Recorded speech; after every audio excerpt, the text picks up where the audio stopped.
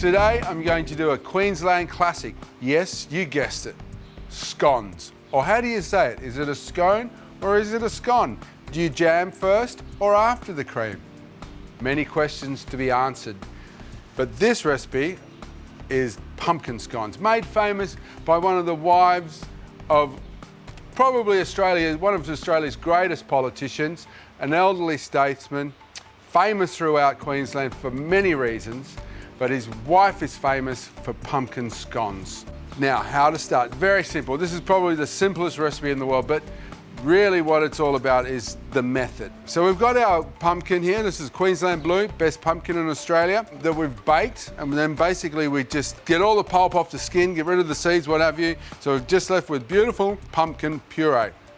Okay, that goes into our self-raising flour. Okay, and into the self-raising flour and pumpkin, we've got sour cream. And then what we do is we don't mix it. We don't overwork it, because a scone is only as good as the person that mixes it.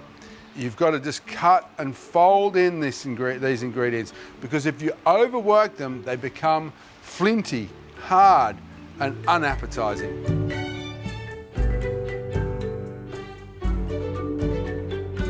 Now I've got the other secret ingredient, lemonade. Okay, a little bit of sugar in there, a little bit of effervescence. Okay, and we're just going to mix that through with our fork, cutting it so it all comes together. Start off little by little, not too much moisture. You might find if your pumpkin's really wet, you'll need less lemonade. And we just really want to bring that together until it starts to form a dough. It's still not fully mixed through, which is good. You don't want it to be perfectly mixed. What I can do now is start to transfer that onto my board. I'm just going to dust it liberally with some flour, like so. And we're going to turn out our scone mix onto the board.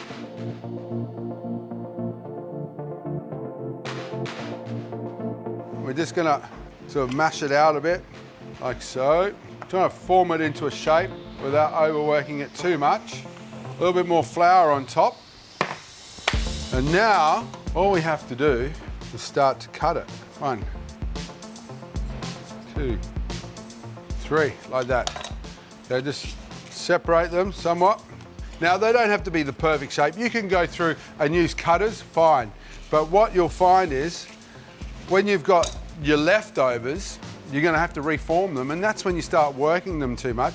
So really, they don't need to be perfect in shape, but they do need to be perfect in texture. A little bit of flour on our tray, like so. And now we just transfer our little sconies, our scones, for the posh people, for the people that live in Ascot. So I should end up with, about 14 or 15. Oh, I'm going to have a couple of smallies there. So really the secret is not to overwork your scone dough. Really just bring it together.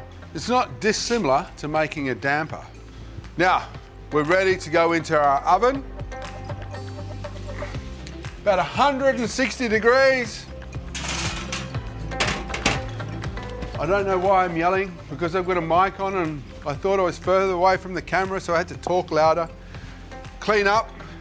Wait, 20, 30 minutes for those, and then it's scone time. So my scones, in my best posh accent. So it's been 15, 20 minutes, and I'm gonna check my scones, and I think my scones are ready. Oh, and they're yummy. Look, they're puffed up a little bit. I've got another tray in the oven, so bear with me. Ooh. These are Queensland classics, our little pumpkin scones. Give them a little tap and they should sound hollow, which means they're cooked. We just let them cool down a little, because it's nice to serve your scones warm. You don't have to, but they are better when they're warm, especially with the nice cold cream and jam. So we have to thank, this is really, the woman that put pumpkin scones on the map is lovely Sir Joby Occupeterson's lovely wife, Flo. And if we just open these up, wow, lovely and light and fluffy, and that's how a scone should be. So I'm gonna call these Jerry and Manda's pumpkin scones. So we just serve those on the table. Imagine CWA meeting, all the lovely ladies around the table having a bit of a chin wag, hoeing into these lovely Jerry Manda scones. Actually, they're so good, I might enter them in the Ekka this year. Might take out a blue ribbon. Beautiful, and you can smell the sweetness of the pumpkin. Actually, to settle debate, I will show you how I do my scone. Jam first, lashings of,